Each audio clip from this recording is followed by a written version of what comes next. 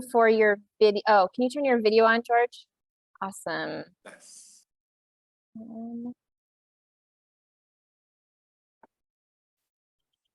Okay, we are ready to go. Welcome, George. We're so excited to see you again today and for our tour of the tombs. Yes. I'm going to take you in a nice tour to how the ancient Egyptians were buried in the old time, and from the time of the pharaohs, and how it is developed from the time it's been just one big piece of stone above the burial shaft end up by a valley the king and the valley the queen. I want to share the screen to share with you some pictures.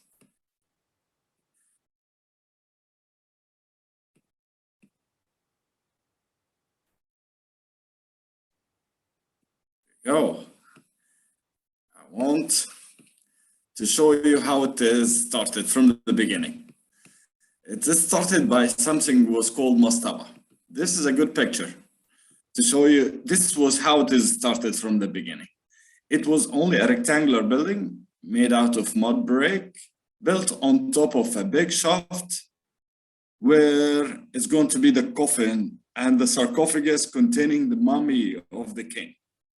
Then it is developed to be more bigger building. Those rectangular mud brick changed to be blocks of stone. For the first time, they replaced the soft mud brick to be limestone. Pieces of stone were arranged above each other, and then appeared this shape of the step pyramid.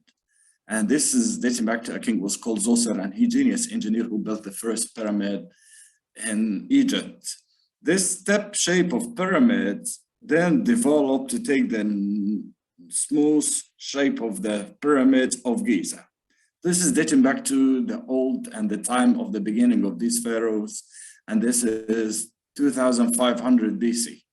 This is the beginning of the burial. It started by a shaft underneath the ground and a ceremonial place where the relative, they will come, and the priest, they will come to do the funeral ritual, to a huge pyramids constructed, and then 90 of these pyramids constructed in the Old Kingdom. Then they decided to stop using those pyramids on many years after. But I want to show you that the pyramids were constructed by blocks of stones. And the blocks of the stones, they were digging holes next to each other, fitting pieces of wood, adding water to this wood, the wood swallow, and then crack the block from the main quarry. This is how they were cutting those giant pieces of blocks of stone, because the pyramid, it took them 20 million blocks of stone. And at the average of the weight of these blocks could reach to 7 tons, each block of stones. Then they were using ramps, and those ramps to carry the blocks above ramps to be arranged above each other until the complex complete, and then they removed the ramp and the pyramid was ready. Many years after, they started to go to the mountain, and the capital changed to be from the old capital, which was called Memphis, to the new capital. You might be familiar with the word Memphis, and then this is the name of the first capital, maybe the first city in the whole world, the capital of Memphis. And then many years after the old capital of Memphis, the capital changed after 1,000 years to a new capital was called Wasit. Wasit, this is the city of Luxor nowadays, which is, the Greek have called it Thebes. Maybe you're familiar with Thebes. So Thebes became the new capital of the Egyptian kingdom. And this is dating back to New Kingdom, 1500, almost 1,000 years after the pyramid was constructed. And they divide the new capital into a living side on the east bank and a place for death on the west bank. The place of sunrise became the place of living. And this is where they built all the houses and the palaces, and everyone used to live on the east. While on the west bank, this is became the place of death. According to this belief that the sun will die with every sunset, and the sun goes through a very difficult timing during the night hours, and in the following morning, it will be rising up again. Then they started to think of digging this new style of tombs. The new style of the tombs, it will be one huge mountain, and instead of pyramids, it's one huge pyramid. To dig in it, all the tombs of the kings and the queens and the noble and the artists. So it's just a natural shape of a pyramid, which is a huge mountain, and all the tombs will be digged in it instead of a private structure for every pharaoh, a private pyramid, I mean. During the life of the king or the queen, they started to design the tomb like how it is shown in the picture here. And then they start to cut these rocks by stone cutters. And then they got to smooth the walls by the plasters people, the second group of workers, ready for the third people of work who decorate the walls, and they divide the walls into a huge number of squares. And instead of it was just a plain white walls, it became all divided into squares, and they draw everything into squares. That's why when I take you to Nefertari today, you will see everything just perfectly arranged. I want to take you straight to Nefertari now, because this is the most famous tomb on the whole mountain there. And this will give you a great idea. So here you will see this is the last step of the work. This wall, it's been decked and then smoothed by a layer of plaster. And then the whole wall, instead of white plain and white plaster, it's divided into a big number of squares. That's why you will find everything perfectly arranged above each other. The distance between the letters is almost perfect because they draw everything into a small square rather than a plain wall. And then they use red color to do the whole drawing, and then it's end up by black, ready for the last people who gives the last touches to paint everything. So we're talking about 5 groups of workers who used to dig those tombs. First people called the stone cutters. Second people called the plasters who smooth the walls. The third group, they are the decorators. The fourth group, they were the sculptors. The fifth group, they were the painters. This is the first picture I wanted to discuss with you. I wanted to show you that the queen, Nefertari. To read the queen name, this is her name here. Nefer Mut Umwaya means the beautiful mother. Mut, it's very interesting because the word Mut, all the names of mama and mother and all these names derive from the name of Mut. And this is the name of the wife of Amun-Ra. So if you want to know from where mother comes from, it comes from the name Mut, which means mother. Nefer means beautiful. So the beautiful mother, she's sitting here, Nefertari herself. Only Nefertari will recognize her name will be written in a cartouche like this one. An oval elongated shape means eternity, has no beginning and no end. And she's sitting here on a beautiful decorated chair, and she's playing the game. It's called Senet, and this is a funeral game. We found those actual game into the tombs. It's a funeral furniture. The tombs were buried with these funeral objects, and it's a funeral game. The queen and the king used to play this game in order to win. And in the end, when they went into these games, they can guarantee a safe journey to afterlife. Then the picture will be followed by this very important bird of human being. Because according to their beliefs, human beings consist of 5 things. Body, and the body, you know, will go for embalming and mummification after death. And it's called Ba. They have something called Ka. The Ka, it's the spirit, which is used to leave the body after death.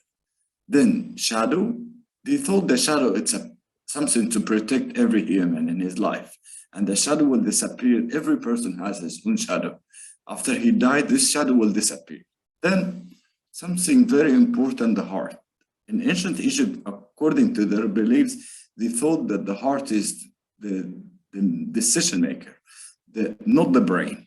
That everything was coming from their heart. That's why they used to weigh the heart against a feather, and to see if he was a good person, he will go to the paradise of the most important god of afterlife. Is called Osiris or Osiris. If you want to read Osiris is name written in a human eye and a figure of a god sitting and a chair. Uzir, this is his name. Remember this. And this is the spirit of the queen, which it has the queen head and the bird body. The last thing I want you to recognize is the name, something called Ren. So every person had a name, had a spirit, and had a body, and heart, and shadow, 5 things. We'll find the queen. She's kneeling down in front of the two horizon mountain. This is always this picture is the sun. There's the god Ra will be rising every morning between the mountain of the east and the mountain of the west. And they chosen the depiction of this mountain with a very mighty lions here. So today I want to recognize blue, and it has a very pointed beginning, and it's similar on the other side. This is Nut, the sky goddesses. And she's the one on the ceiling there. She's a female goddess. And she swallows the sun with every sunset. And the sun moves into Nut every sunset until she delivers the sun every sunrise. Here we've got Isis. She's Nephthys. To complete the picture, she's here. We got Isis and Nephthys. Isis, easy to read her name. She's the goddess of thrones, the mother of Horus. So if you saw a lady with a chair or a falcon, she's now in the shape of a bird. She's the throne goddess. That's why I'll find like a little chair above her head. An egg means she's the mother of Horus, Isis. And this is her sister, Nephthys. Nephthys, she's the goddess of gates. That's why you'll find something that looks like a door of an entrance of a gate. She's the goddess of gates. So easy for you. This is going to be Nephthys or Nephthys. And she's Isis or Isis. Her name was in ancient Egypt was Isis. And we will find the coffin here. And this is the coffin of Osiris. And he's lying on the bed, which is highly protected by a lion head, lion legs, and the lion body, and the lion tail, and then the lion legs here. Because Isis and Nephthys, they brought Osiris back to life and resurrected him.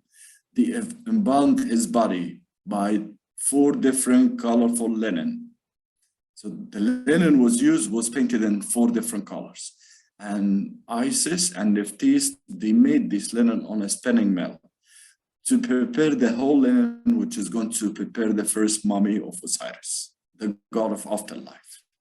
Let's continue.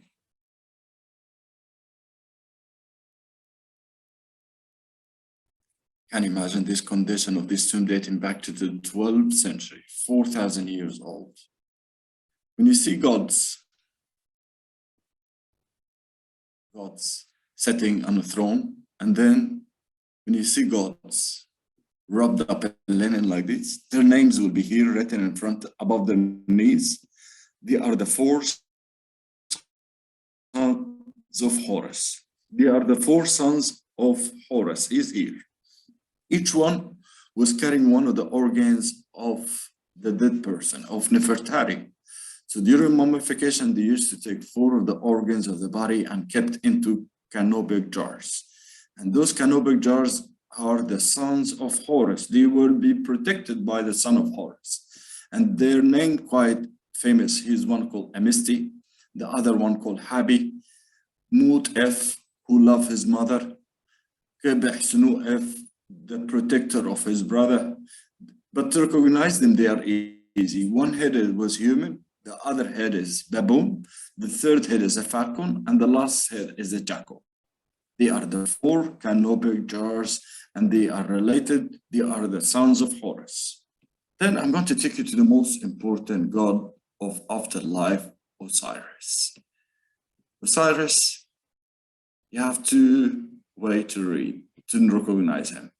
Either to read his name or to recognize his figure, because he's the only one. Always you see him with 1 leg. He will wrap up in linen. Only his hands and his head, the green hand and the green head, will be sticking up from the linen. So if you saw a god with 1 leg wrapped in linen, he's Osiris. And I told you, you can read his name, a human eye, a chair, and a god figure. This is the shape of Osiris. If you are a good person, you will be safely going after a very difficult journey to the paradise which owned by Osiris. Those are the guardians of the graves, those snakes. Once you enter, they will be watching you. And if you continue going inside the tomb, this is why they twisted their heads to be watching. They are the guardians of the grave. So Osiris on the left, and on the right is going to be Anubis. Isis, the beloved of Horus. She's showing respect to Osiris and Anubis. And now we're going to enter to the Hey, George. offering.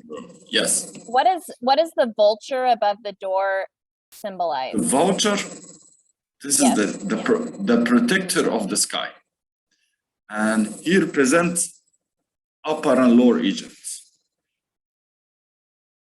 with the cobra. So the vulture was a very important bird in ancient Egypt. They thought he's the only bird was able to retain himself to be young after he gets old again. The only kind of bird, when he gets old, he could get younger again. That's why they thought this is represent resurrection and return back to life. She's very important goddess in ancient Egypt. She's called Nis. Her name will be written like this. This is, by the way, twisted arrows, which use as bow and arrows above her head.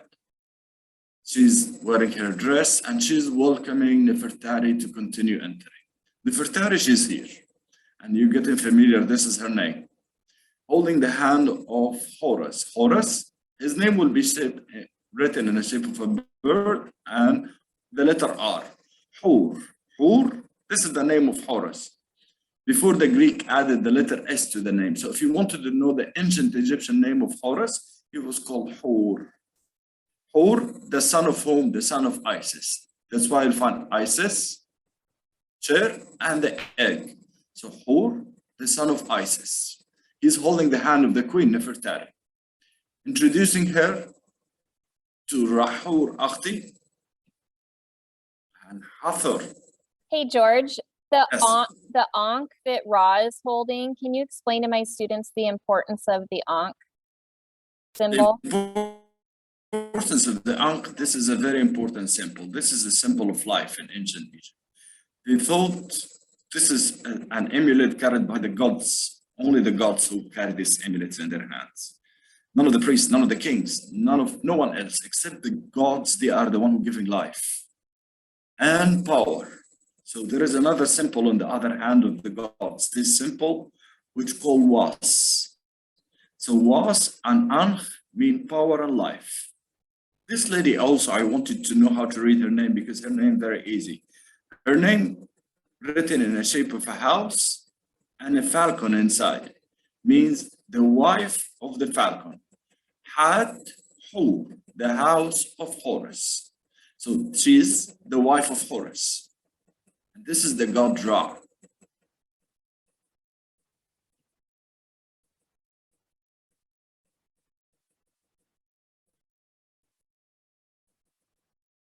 This is an amazing depiction of the god Khibri, because the god Ra, he got like different manifestations.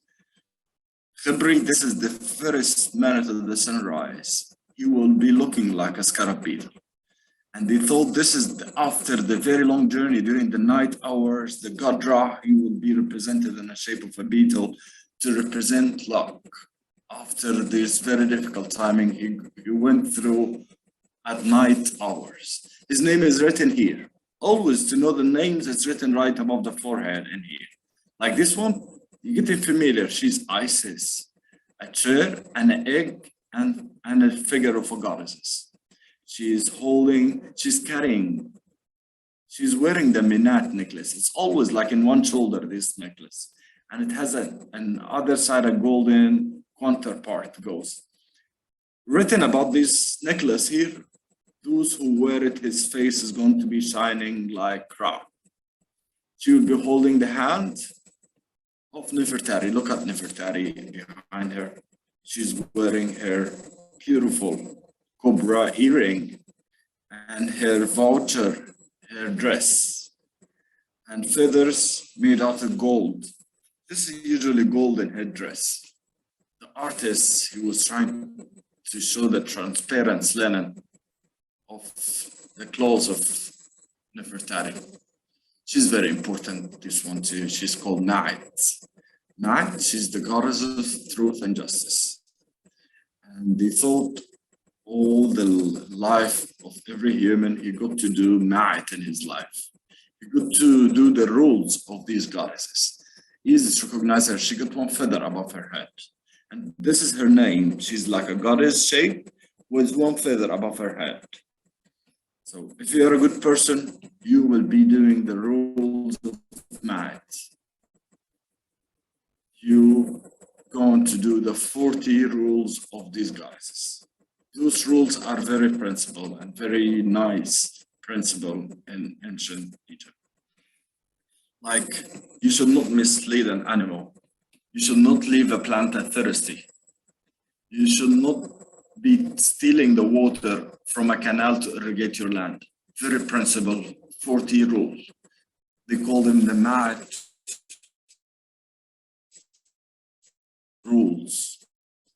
Here we've got Nefertari giving those piles of offering to Osiris. You're getting familiar, this is Osiris. His one leg, his hand, and his head sticking off from. And she's given piles of offering. I want you to recognize those offering because here we do have, those are ancestors. She's burning incense. And those are pieces of meat. And here we got cake, this yellow big cake. And those are the skin of the animals after it will be dried up, because here we got the meat. The meat is those legs of the meat. This skin will be dried and cleaned and will be filled with almonds and peanuts and all the raisins. On the other side, she's giving Jeb, the god of earth, the same amount of offering. To the right side, look at the amount of art and the depiction of all these different colorful cows, none like the other. The all beautiful painting. We're trying to get closer to showing the jewelry she's wearing and the earring, and how the artist was giving a lot of attention to depict the queen. Very beautiful. This is a question for you now.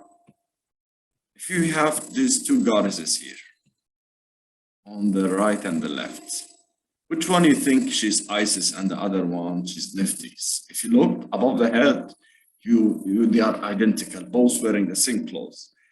Only from the headdress you can tell the one to the right with the chair and the egg, she's Isis. The one with the gate above her head, she is Nephthys.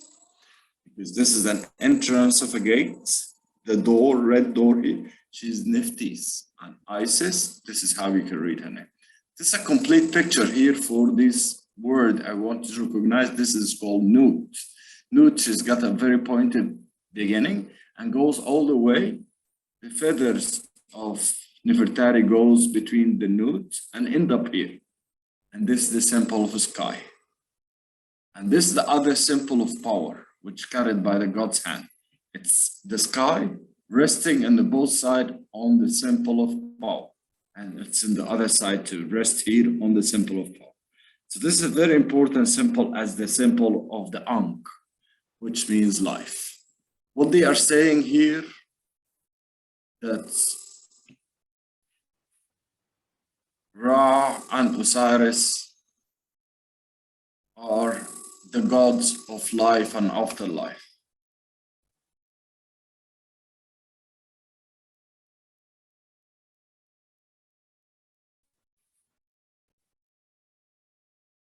This is important god of writing. He's called Tot. He invented the hieroglyphs, this god. And his wife, she's the goddess of engineering. So if you saw a god with an ibis head, he's called Tot. And this is his name, how it is written, in the shape of an ibis.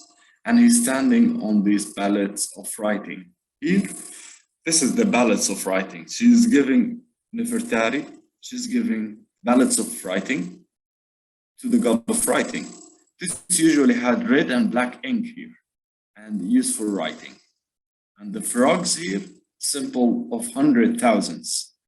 So he's willing here to live for hundreds of thousands of years. Frogs were used in ancient Egypt as a symbol of 100,000 or symbol of eternity or forever or so many.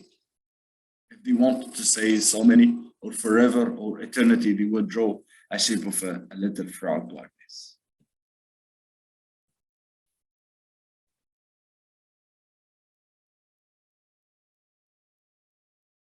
To the left, this is the god Betah, the god of darkness, and he's the god of Memphis. You know Memphis, this is the old capital. The ceiling it's all painted in a blue background and yellow stars to imitate the sky. And Nefertari, she will be holding these symbols of the 4 linen. And you know, this is the 4 colorful linen which used to embalm Osiris' body. Now we're going to the burial chamber. We're going down the stairs because the tomb will go down on the steps.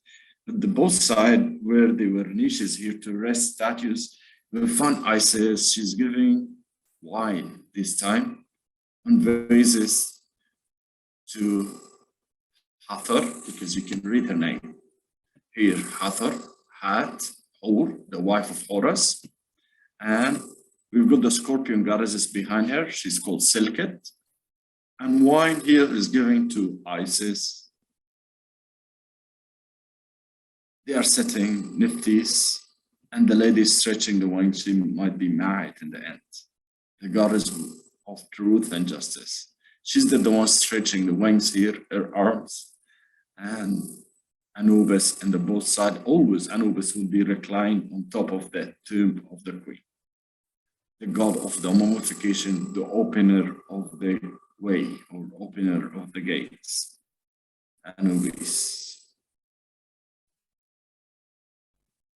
This tomb was closed for so many years to do this conservation and retaining all these pieces which cracked a lot this tomb, and it was in a big threat to be all collapsed. And thanks to Getty Institute, who worked hard to cut all the fallen blocks, all the falling layer of the plaster which contained the paint back to the original place.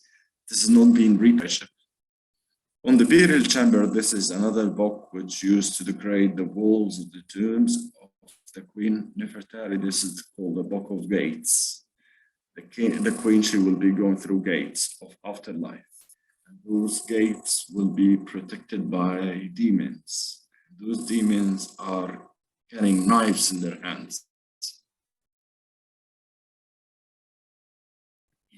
All what the queen she need to mention their names.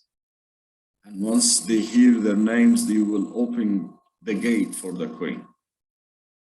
And the queen will be allowed to go through the gate to meet another gate in the second hour. 12 gates refer to the 12th hour of the nights. They all holding knives in their hands. And they are those 3 demons here. And this is the names of those gods. So all what she's needed to say, I know your name, and I know you're going to protect me, and I know you're going to open the gate for me. So if she forgot their names, it will be inscribed here to help the queen to recognize their names, those gods.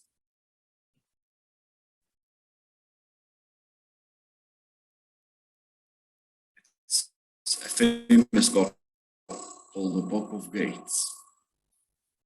This is the spine of Osiris, a symbol of stability in ancient Egypt. And those are the demons who carry in the knives. Osiris to create all the columns. And in the end, Nefertari, she's raising hands in front of the Canub jars containing her organs and reach safely to Osiris in the end. It's a beautiful depiction here showing that Nefertari, she was very beautiful queen. The queen Ramses, that's why Ramses the second, he loved her the most. He made her very special. We found she was drawing henna tattoo in her hand. Probably she was very beautiful queen because Ramses the second married hundreds of wives, but none of the wives he loved like how he did was Nefertari. All in Nefertari, he dug the most beautiful tomb for her. And all in Nefertari, he built a temple to honor her. All in Nefertari, she was standing next to him in his statues. So she was very special. She was very close to his heart. And this is one of the oldest love stories in ancient Egypt between Ramses II, the great Ramses, and the Queen Nefertari. Any question about the Queen too? Because I'm going to take you now to the King Valley. Yeah, I think we're ready for Ramses the First. And just a heads up, we have about 12 minutes left. Yes. Thank you. This is the tomb of Ramses II. This is how it is planned to be dug. Stairs, corridors, stairs where there is here niches for the statues, and end up by the sarcophagus and the burial room. To go straight to the tomb of Ramses I, he was a warrior king and he ruled for only 2 years. He was the army leader of the time of a king called Horemheb. And straight after he died, Ramses I took the place and he followed and ruling the part. You get him familiar. Once you enter, you're going to be welcomed by the goddess of truth and justice. And she's mad here with her feather. And this is how the king, he's the only one got cartouches. This is his double name, a political and a religious name. To Nefertum. Nefertum, he's the god who got lotus above his head. They thought the lotus is a magical plant could use for healing and produce the most beautiful perfumes too. So the god, the king, showing respect, giving wine to Nefertum, the god of healing and medicine in ancient Egypt. He's been welcomed by the goddess of truth and justice night. And I wanted to recognize the symbol in the end here. It's the teeth knot. The teeth knot, this is the symbol of Isis. This is the female figure of the Ankh. This is the Ankh, and this is the female. This is life, and this is the life of Isis.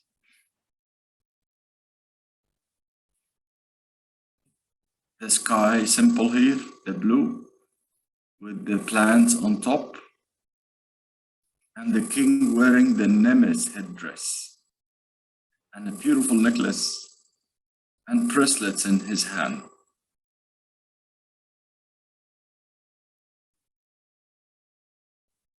Which is special about this tomb, it is painted, the color applied above gray background,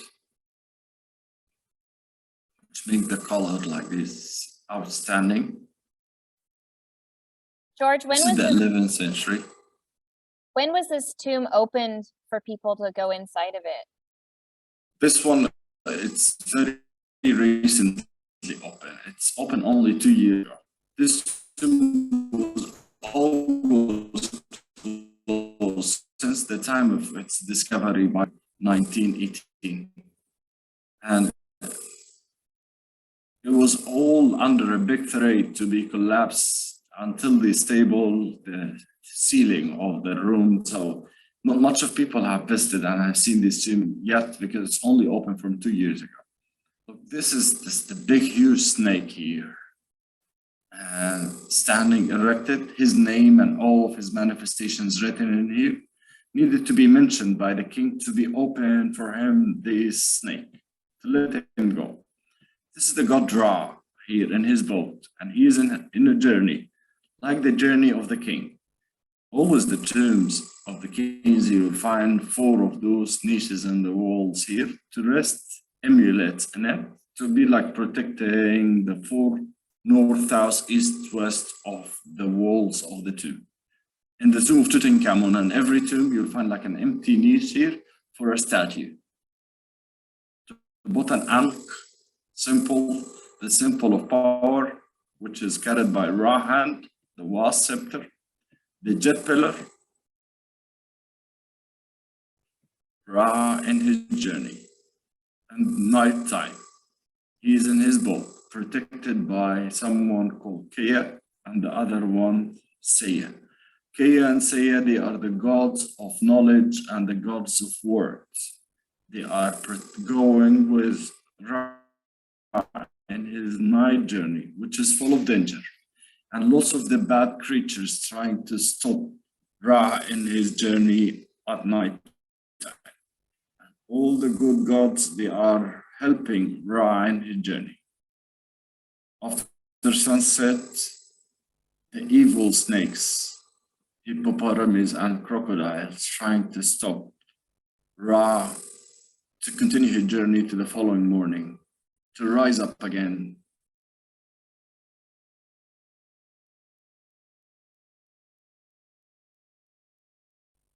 Here we've got those depiction of those people who already lives on the Dewat, who already died. They live on the paradise of Osiris. You'll find some of the figures, their hair painted in blue, and some of the hair was black. This is referred to the sky, how the sky during daylight time would be painted. It has blue color, and at night looks black. So you're getting familiar now with Nis, the goddess of war, holding the hand of the king. And the king will be introduced by Horus, the son of Isis, here. Hor, Sa, Isit, the son of Isis. Hor, this is the name of Horus. To Osiris. Osiris, easy for you to read his name with the I and Jer and a figure of God, Uzir.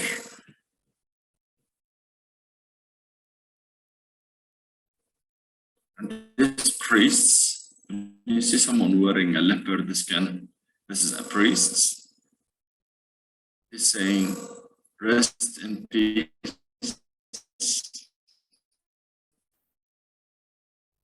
United with the beloved Osiris.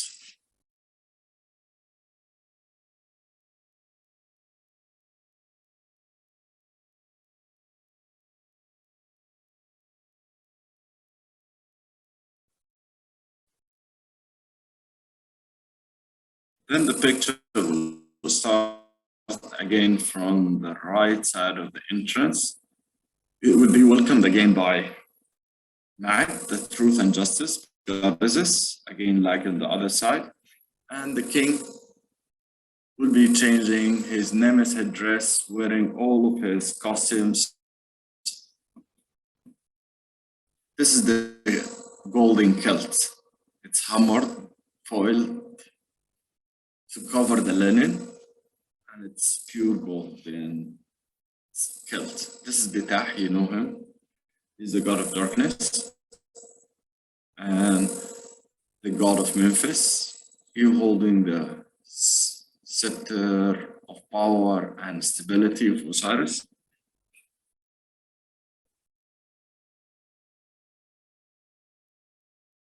Also, beautiful details. This is the political and religious name of the king Ramses I, the founder of the 20th dynasty. And he's the father of Seti and the grandfather of Ramses II, the great Ramses.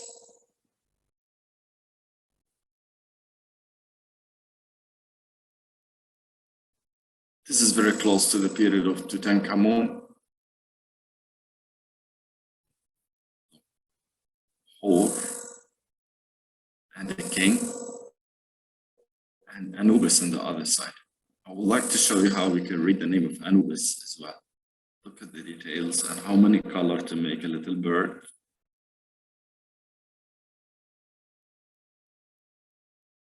This which will be done by the painters Anubis. Anubis, easy to read his name. Anu and Enimbu, this is his name. To be little wave, little bird, and a little box.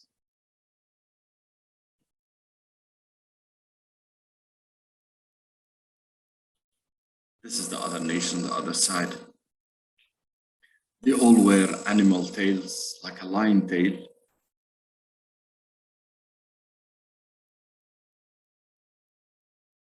The Journey of Ra again by Kayane. But this time, the living of the Liwatis, they are represented in coffins, and instead they were erected, mummified. Now we do have those here, they are all lying in coffins. Now we do have those ladies who wanted to cross from east, from the living to the west, to the place of death. This journey, it's full of danger, and here where I told you about the blue and black hair, it will be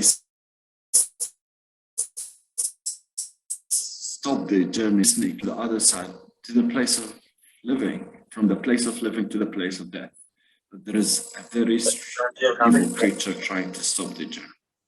This is Osiris with the god Ra, and the name of the king is standing on the top of a snake. He refers to the control of good against evil. The king was Sorry, somebody was not on mute. Sorry.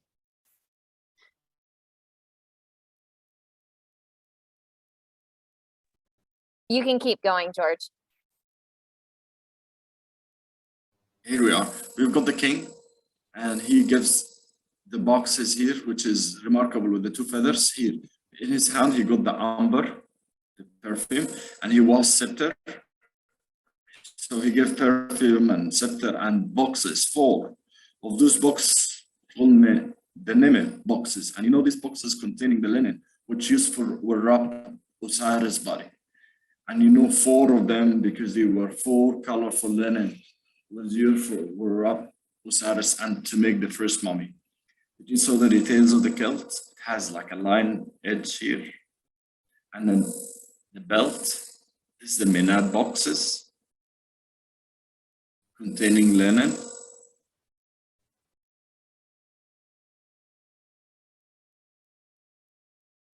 And one of the most beautiful depiction of the god Khidri, the scarab-beaded god in the end of the walls. And this is the sarcophagus used to contain the coffin containing the mummy of the king. This is around a 70-ton, 1 block of stone with the lead on top of it. Around 70 ton, both together, the lead and also look at the shape of Khidri here, even more obvious and more clear. And the color, it's very outstanding, dating back to the 11th century, the time of the king Ramses I, the founder of the 20th dynasty from the time of the pharaohs. When you find a cone like this one, this is the amber. Hey, George. Yes? We are running out of time, but I want to thank you. Thank you so much. I hope you like it. Thank you so much. I'll be in touch with you later today. Okay, thank you. Okay, thank you so much. Have a great day. Bye. You too. Bye. Bye-bye.